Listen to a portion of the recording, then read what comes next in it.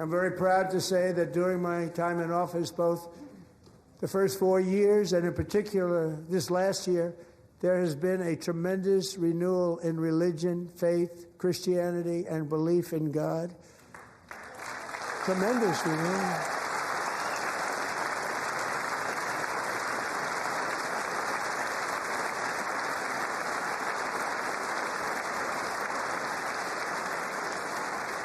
This is especially true among young people, and a big part of that had to do with my great friend, Charlie Kirk, a great guy, great man.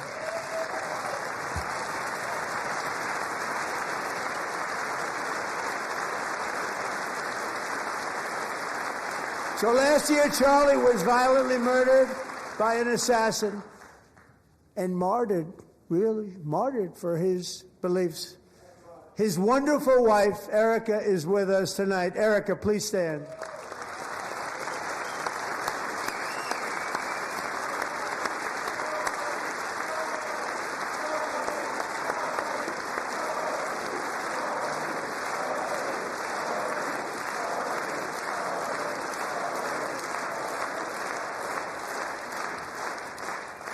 Thank you, Erica. Been through a lot. In Charlie's memory, we must all come together to reaffirm that America is one nation under God, and we must totally reject political violence of any kind.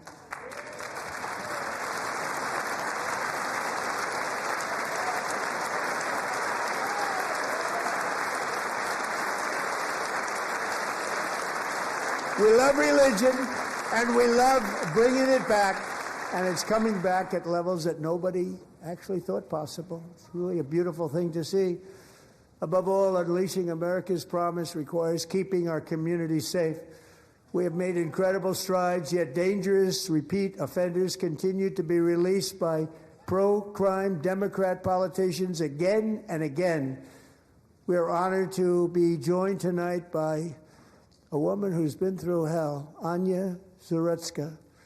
In 2022, she and her beautiful daughter, so beautiful, what a beautiful young woman, Irina, fled war-torn Ukraine to live with relatives near Charlotte, North Carolina. And by the way, what's going on with Charlotte?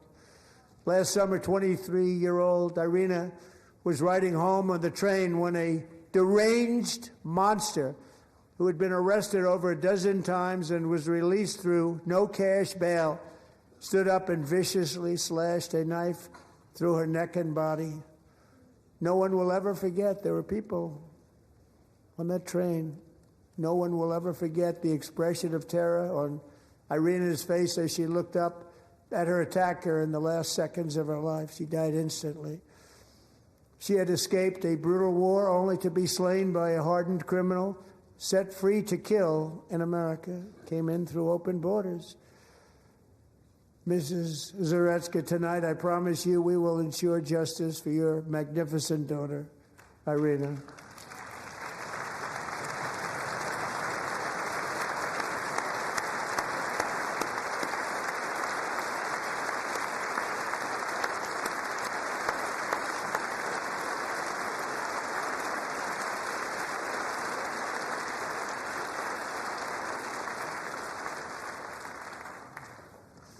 How do you not stand? How do you not stand? I'm asking this Congress to pass tough legislation to ensure that violent and dangerous repeat offenders are put behind bars, and importantly, that they stay there.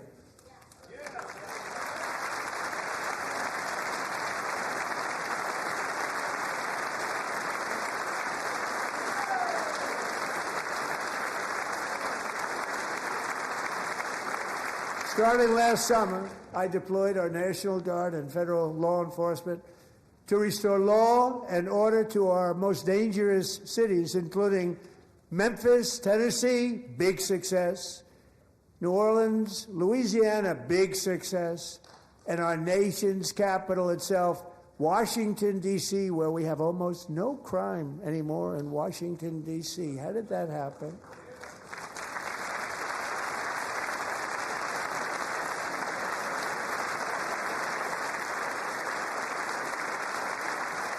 In fact, crime in Washington is now at the lowest level ever recorded, and murders in D.C. this January were down close to 100% from a year ago.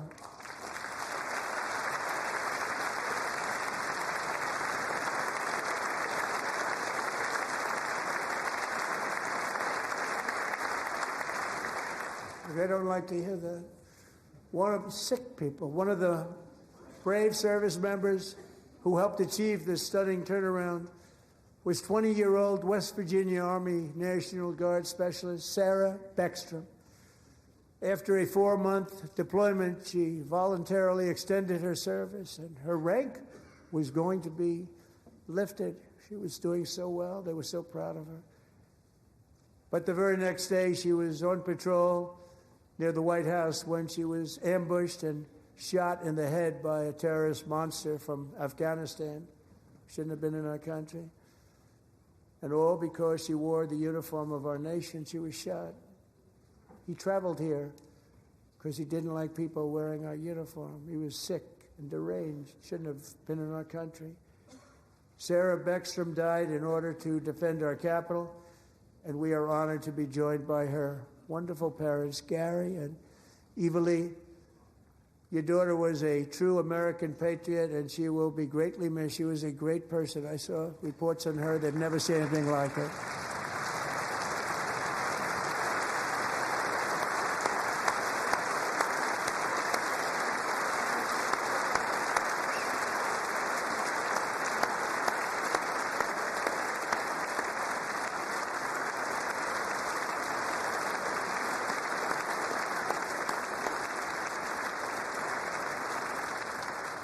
So sorry. Thank you very much.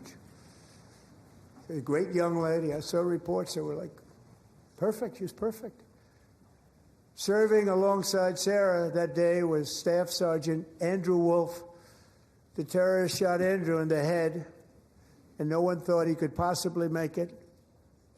The two of them, Sarah and Andrew, both shot violently in the head. Neither was expected to make it. They weren't even given a chance, except his wonderful mother, named Melody, who I spoke to the same night, and she was so positive. The doctors thought that Andrew was gone, but his mother said, no, Mr. President, Andrew will be fine. He's going to make it. I've never seen anything like it. I mean, he was given almost no chance. She said, I have no doubt, sir, he's going to be okay. This was a conversation that I had with her that night, with her son laying helplessly in bed, blood all over.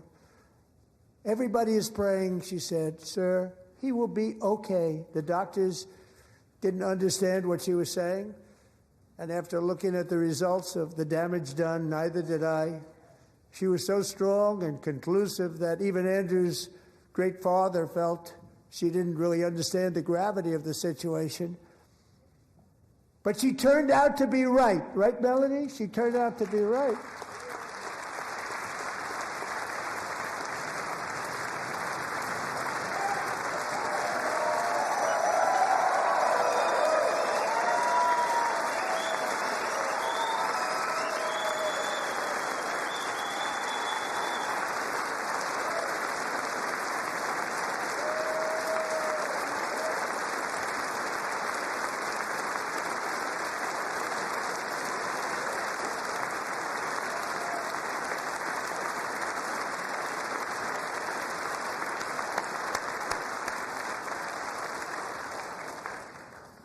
Amazing, actually. I said, where does this woman come from? She's the most positive person I've ever met. With God's help, Andrew has battled back from the edge of death, and we're talking about the edge of death, on his way to a miraculous recovery. He's got a little work to do, but he's doing great. Nice to see you. He's a good-looking guy. Nice to see you. Thanks, Andrew. Thank you very much.